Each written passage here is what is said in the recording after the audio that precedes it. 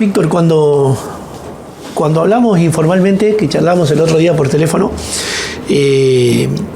surgieron algunas cuestiones que por eso te propuse esta entrevista en vivo, porque me pareció que surgieron cuestiones que estaban bueno grabarlas, contarlas o hablarlas. En esa charla vos me dijiste que tenés una historia antes del 2004, que la historia de Víctor Purreta no es solo del 2004 para adelante.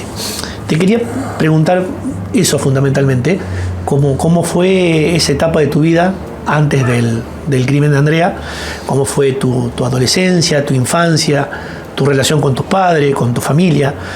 Me gustaría arrancar por ahí, que te tomes tu tiempo y que me cuentes parte de esa historia tuya. Bien, me parece que la historia la tenemos todos, no solamente la tengo yo. En primer lugar, por ahí hoy cuento de mi historia porque gracias a la terapia particular se pudo detectar que nosotros no nacimos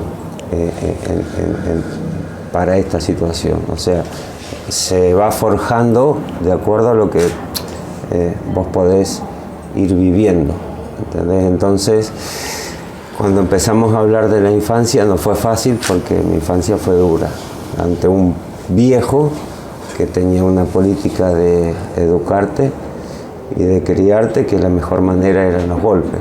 Entonces, de esa forma yo me fui criando y tal vez surgieron cosas en mi futuro, o sea, siendo joven o adolescente, o en el caso de la situación, el error que cometí, que tenía que ver también con mi infancia. Por eso dije que tuve una infancia dura en la que aprendí muchas cosas y en las que después de eso me forjé y desarrollé. Violencia, digamos, una familia de violencia, que todo se curaba a golpe. Yo no sabía la tabla y mientras mi viejo me pegaba y me decía 6x8, 4x2 y ¿entendés? Y si yo no la sabía la tabla en la escuela, traje una mala nota, tampoco la podía saber en ese momento, así que no me dio una tabla para aprender. O sea, hay muchas cosas que tuve en mi pasado que fueron errores, y esos errores fueron parte de quién me tenía que criar, digamos, de mis viejos. Entonces, me crié de esa manera y eran cosas que yo aprendí también a manejarme en esa situación, y esa situación fue la que muchas veces me llevó a no manejarme de otra manera. Vos me dijiste que la cárcel te enseñó muchas cosas, fundamentalmente ¿qué? La cárcel, en primer lugar, fue la que me condicionó, o sea, la que puso un límite a mi personalidad, porque yo a los 13 años me fui de mi casa ya cansado que mi viejo me pegue, y dije no me pegas más. Y me fui de mi casa con un propósito de no sufrir más violencia. Pero hubo otro propósito ahí en el que nunca me di cuenta yo por la edad que tenía. Es que nadie me ponía límite. Que empecé a hacer cosas para poder sobrevivir en la que no tenía límite. Entonces, no tenía control sobre mi vida o sobre las cosas que yo hacía, independientemente de que no tenía una educación donde me podían decir que lo que hacía estaba bien o mal.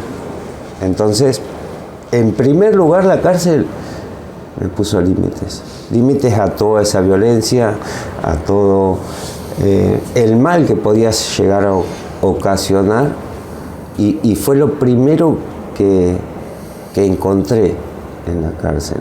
O sea, un límite a seguir haciendo macana. Eso fue lo primero. Y después, experiencias de todo tipo, buenas, malas, o sea, de todo tipo.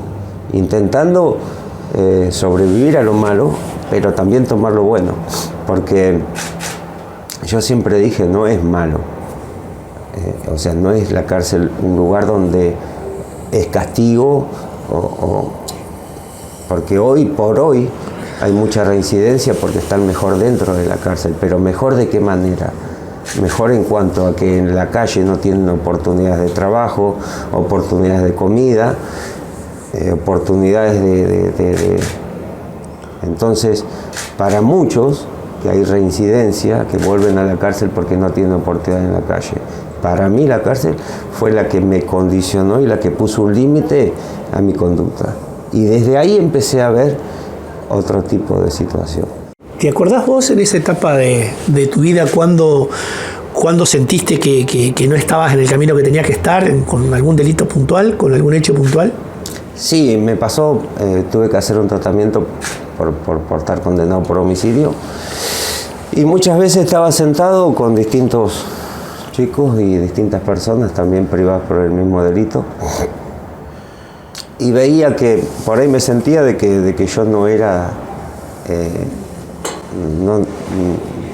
yo no sentía que... Por ahí miraba y decía, pero que no era de ese lugar. O sea, que no tenía que estar ahí. O sea, no tenía dimensión de lo que había hecho. No tenía dimensión. No había forma de entender, porque también pasó que por ciertas... por distintas situaciones que vos tenés que vivir dentro de la cárcel, o sea, nosotros tenemos,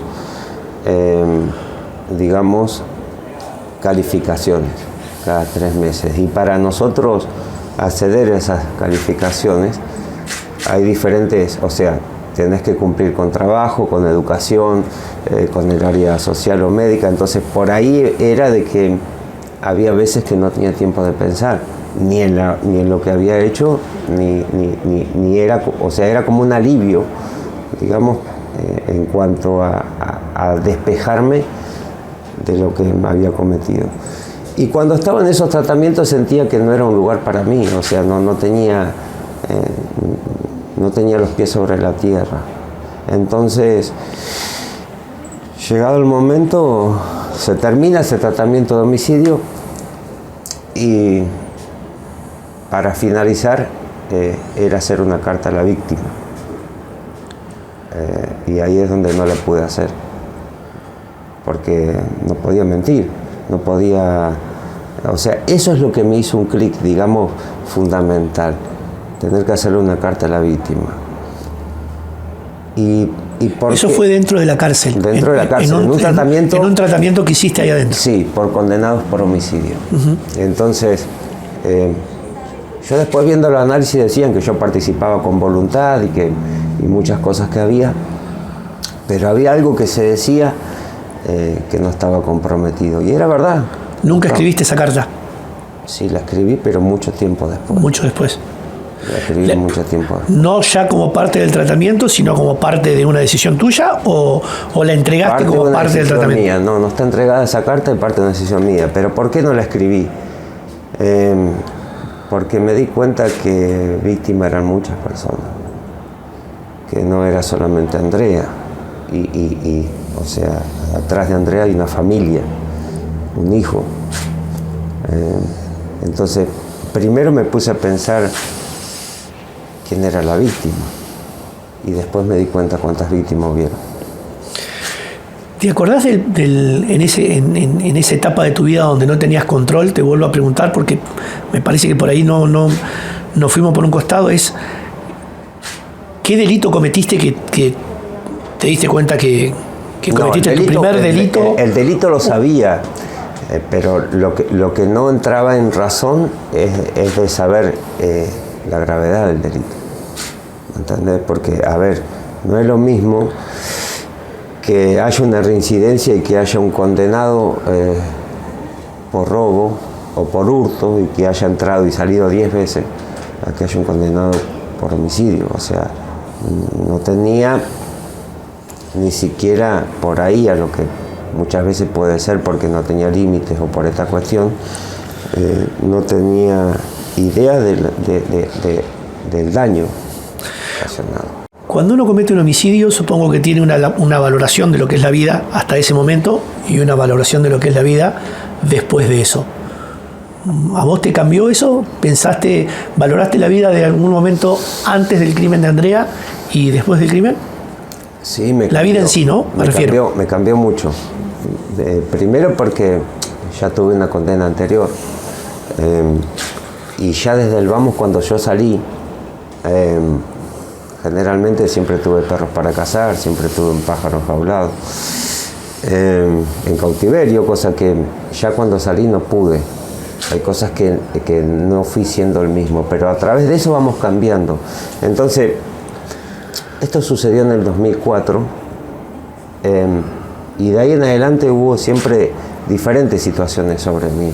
Entonces, y hay muchas cosas en las que me fueron haciendo cambiar, y muchas cosas de esas tienen que ver también la cárcel.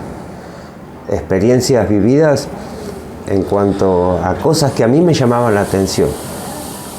Y esas cosas que me llamaban la atención me hicieron ver realmente la realidad. Pero yo siempre dije, tenía que llegar el momento. Porque es como dije, yo me crié sin que nadie me dijera esto está bien y esto está mal. Y cuando alguien quiso decirme que era lo que estaba mal, sentí que me imploraba un derecho de mala manera, o sea, mediante a golpe, y yo no aprendía nada. Entonces, también me crié sin tener muchas veces idea del daño que yo estaba ocasionando en cuanto a mis acciones. Entonces, dentro de la cárcel pasaron diferentes etapas en las que iba cambiando también y iba viendo la situación hasta que me di cuenta y empecé a ver cuál era mi gran problema. ¿Cómo conociste a Andrea? Andrea nos conocimos justamente caminando. Yo iba para un barrio con un amigo. En ese entonces era un amigo, iba para un barrio, digamos, yo vivía siempre sobre zona norte y no íbamos para la zona del barrio Matadero. Y nos conocimos en la avenida San Martín. Ella iba caminando con una amiga, yo ya una persona media conocida, y cuando pasamos para al lado, fue ella la que me preguntó, me dijo, Víctor, ¿tenés fuego? Y entonces ahí le dije, ¿cómo me dijiste? Víctor, entonces me conoces. Bueno, ahí empezó el diálogo y el trato, pero nos conocimos de casualidad caminando ahí. Yo iba para un barrio con un amigo que era del Matadero y yo era de zona norte, íbamos caminando y nos conocimos así. ¿Y empezaste a tener una relación ahí al poco tiempo o pasó mucho después de eso? No, ahí fue una situación complicada porque, complicada, rara, digamos, porque mi amigo era quien deseaba salir con Andrea.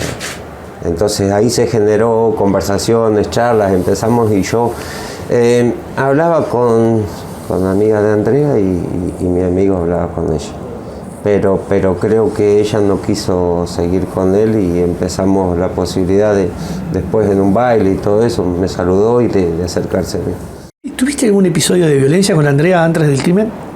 Muchos, sí. ¿Tuviste muchos? Varios, sí. De vos hacia ella, por supuesto.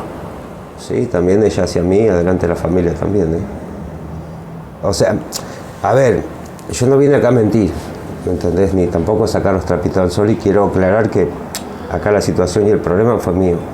Pero también tuve situaciones de violencia de Andrea hacia mí, porque Andrea es una víctima de lo que yo ocasioné. No tengo que decirlo, pero es bueno saber la verdad, que delante de la familia también Andrea hubo violencia de parte de Andrea hacia mí. Pero independientemente de un enojo, de algo que... violencia física. Fue en la vereda de una casa que no solamente la familia lo vieron muchos, pero... ¿cómo puedo decirlo? No quiero, muchas veces hay cosas que si vengo y quiero ser sincero, no quiero que se malinterprete de que vengo a inventar o a ser agresivo o a ser malo con alguien. Independientemente de todo, yo vengo a hablar con la verdad. ¿Y tuviste episodios de violencia con otras mujeres? También a futuro. ¿A futuro cuándo? ¿Después del crimen? Después del crimen. ¿Y esos episodios de violencia fueron creciendo en función del crimen que vos habías cometido? No. ¿No? No, fueron episodios de violencia, pero no fueron, creciendo, digamos, como para hacer el mayor. ¿Y Andrea ejercía la prostitución? Sí. ¿Cuando vos la conociste ya ejercía la prostitución? Dicen que sí, dicen que no. Yo ya fui condenado pagué, ¿me entendés? Entonces, ya creo que para mí es una etapa que ya está cerrada. Y a ver, entendamos que todos sabemos. O sea, esta cuestión pasa por saber quién sabía y quién no. Si nosotros tenemos un hijo y no sabemos lo que hacemos, entonces no podemos echarle la culpa al otro. Porque en realidad todos tenemos hijos y queremos saber lo que hacemos. Yo sé bien lo que hace mi hijo, yo ando ya casi 2 años sin saber, sin poderlo ver, sé lo que hace mi hijo. También sabemos lo que hacemos. Entonces, lo bueno de todo esto es que yo tengo que hablar de mí, ¿entendés? Pero estaría bueno que todos nos pudiéramos hacer cargo, porque el que nunca cometió ningún pecado, que tire la primera piedra, como se dice. En esa situación de ejercer la prostitución, ¿vos la animaste a hacer eso? ¿Hubo una tercera persona? Vos tuviste la condena por eso, Mirá, como lo dijiste recién. Recién me preguntaste si yo... Me hiciste una pregunta, ¿no? Me preguntaste si yo la obligaba, ¿no? ¿Qué me preguntaste? Sí. No, si ella ejercía la prostitución. Si ella ejercía la prostitución. Y ahora me preguntás... Si la obligabas vos o si había una tercera persona que ya la obligaba. Ya pagué la condena. Ya pagaste la condena. La familia ya sabe todo esto. Y yo no tengo por qué escarbar una situación que ya está cerrada en el pasado, digamos, porque yo ya cumplí la condena. Entonces recién lo dije, nosotros sabemos lo que nuestros hijos hacen, si no sabemos entonces estamos equivocados nosotros. Entonces tenemos que también cada cual hacerse cargo de lo que uno hace. Yo no puedo pedirle a otra persona que se haga cargo, pero sabemos muy bien que hay muchas cosas que no podemos sacar al sol y que no podemos escarbar.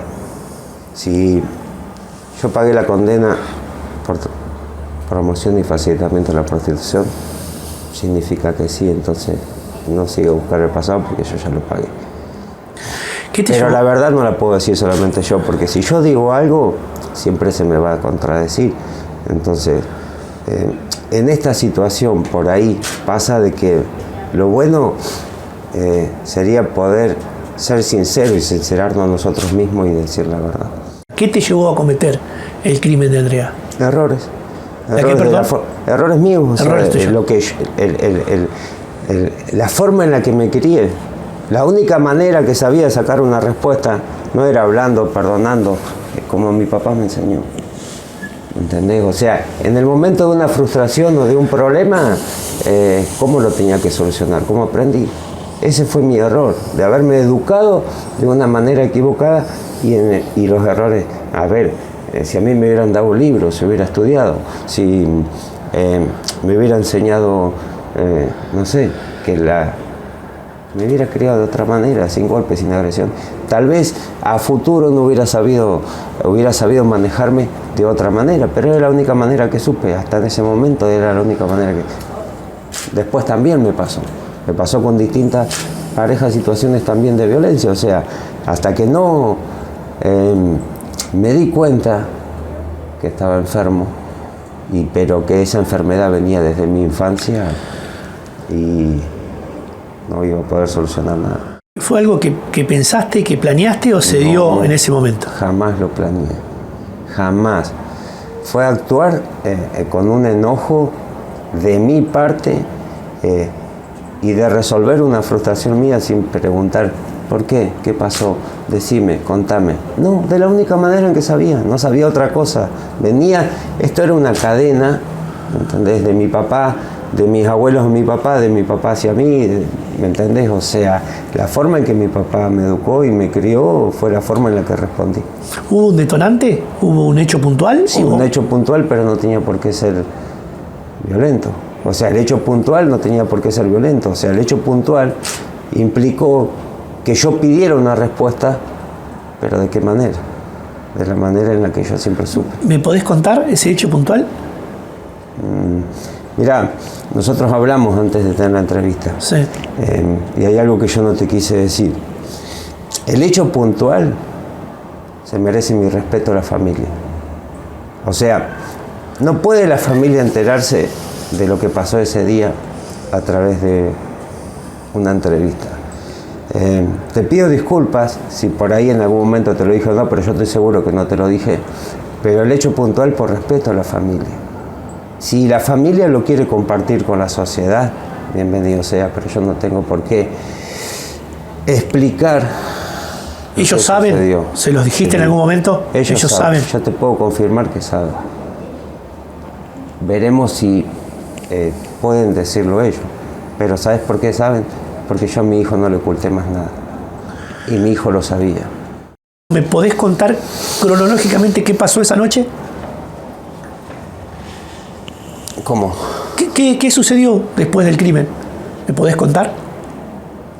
¿Es algo que querés hablar? Y sería lo mismo, ¿me entendés? O sea, lo que sucedió después del crimen, o sea, fue intentar, de mi parte, algo que también dije, siempre lo dije, ¿por qué lo hice? Que todo ¿de dónde tenía que ver esto? Porque es como yo te dije, yo no nací para ocultar un delito. Yo no nací para ocultar un delito. O sea, lo que venía viviendo a través de los años, cazador furtivo, dispararle a la policía, historias de mi abuelo en la época de los militares, muchas cosas tenían que ver, ¿me entendés? Con lo que yo era. Muchas cosas tenían que ver con lo que yo era. Porque yo no nací, yo nunca había cometido un delito. Y no tenía experiencia, no había en esa época televisión. O sea, intentar ocultar un delito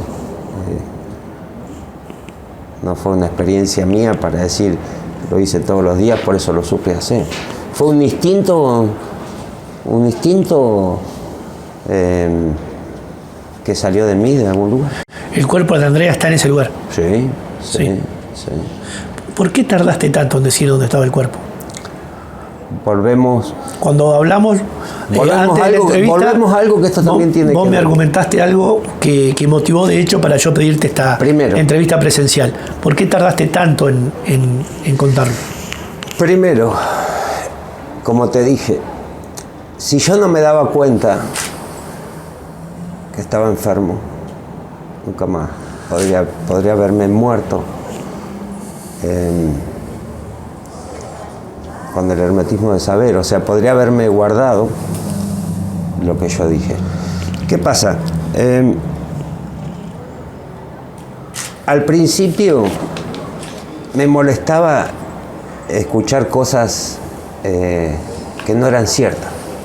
A ver, muchas veces pasaron situaciones en las que... La primera situación que a mí me molestó fue cuando de parte de la familia intentaron agravar el hecho delictivo, el que yo había cometido, con mentira. O sea, lo primero que se dijo es que Andrea estaba embarazada. Ese era un agravante, ¿entendés? Para que la justicia tome y para que se agrave la situación. O sea, independientemente de lo que había pasado, lo primero que a mí me molestó fue cuando intentaron decir que Andrea estaba embarazada. Ahí me enojó mucho y digo, bueno, empezamos con esto. Después pasaron muchas cosas, o sea, cuando mi hijo pidió permiso para verme y le dijeron que vaya al psicólogo, que le pida permiso a la psicóloga le dijo que no. Cuando se lo llevaron a Córdoba, porque aludieron ahí cuando él era menor que no quería verme, cosas que eran mentiras. Entonces yo me iba alimentando como venganza de todas esas mentiras que solamente lo sabíamos nosotros, la persona que lo dice, la familia, y yo me iba alimentando de todo. Entonces mi dolor de no poder decir nada era el silencio.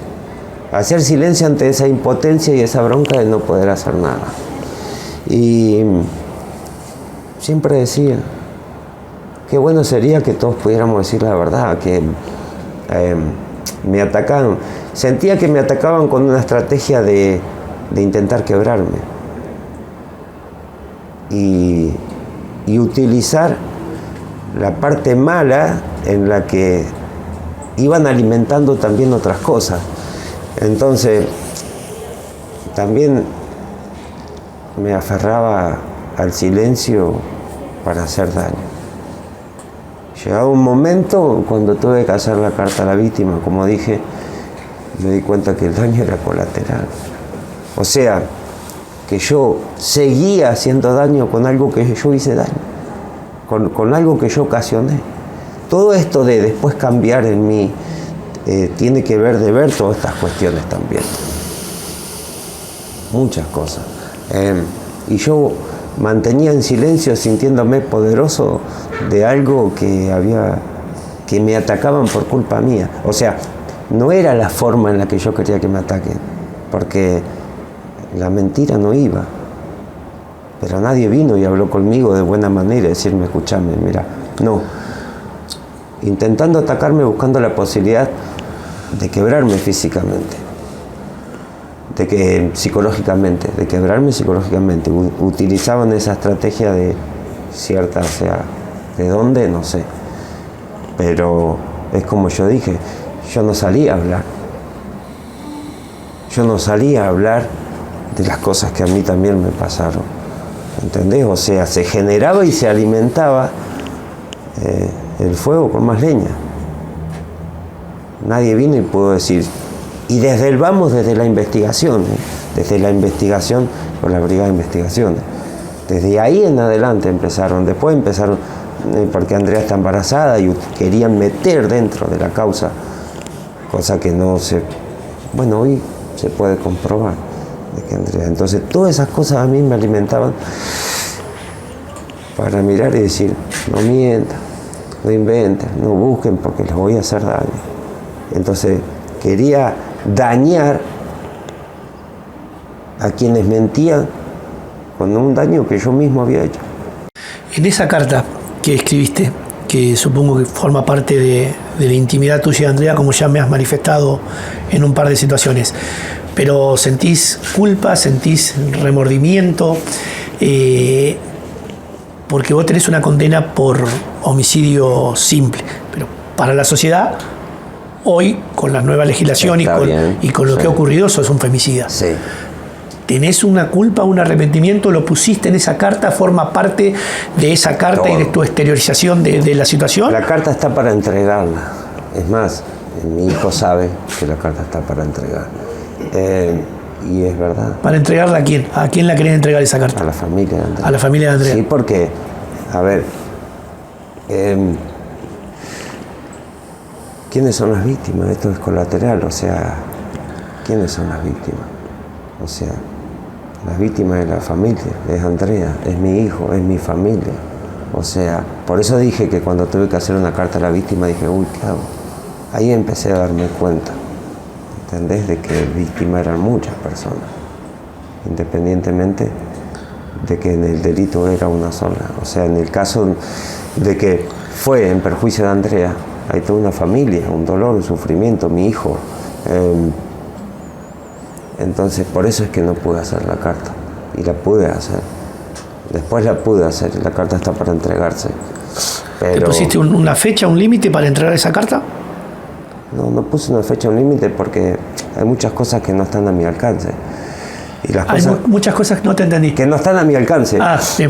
Porque, a ver, acá también entendamos de que hay una sola manera de podérselo hacer llegar, que es a través de mi hijo o también de otra situación. Pero si interesa por ahí a la familia, yo le podría entregar la carta. Sí, porque ya dije, me costó mucho hacerla, porque en el momento la iba a hacer porque, sí, tratamiento. A ver, mira, te voy a contar algo.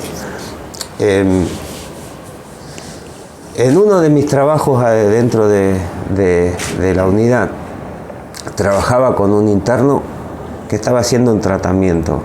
Me parece que en esa época, me parece que el tratamiento se llamaba CAI, condenados por CAI o CAS, condenados por abuso sexual. Terminamos de trabajar, esperamos el recuento para poder reingresar, 2 de la tarde, y por ahí en una charla le decía, hoy habrá que dormir una siesta, voy al patio a jugar. No, hoy tengo que largarme a llorar, me decía, condenado por abuso sexual. ¿Cómo? Sí, tengo que largarme a llorar. ¿Por qué? Y porque eso es lo que el tratamiento necesita. ¿Cómo largarte a llorar? Sí, porque yo para conseguir los beneficios tengo que ir y fingir que estoy llorando. Después, porque encima trabajaba conmigo y vivía en el mismo pabellón. Cuando venía al pabellón, se ponía a hablar con la víctima. Y le digo, ¿cómo te sale llorar? Yo no podía llorar. O sea, yo no podía mostrar arrepentimiento llorando, o no podía fingir llorar.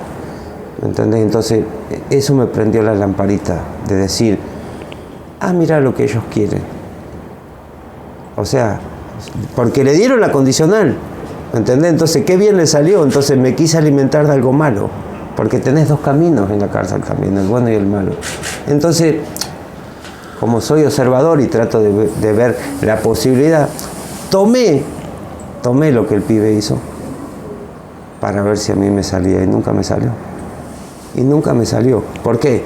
Porque cuando me dijeron que el tratamiento terminaba y que había que hacer una carta a la mátima, fue donde caí, donde puse los pies sobre la tierra y empecé a darme cuenta. No podés llorar, no podés mentir, no podés fingir. Y te digo otra cosa. Los informes donde dicen que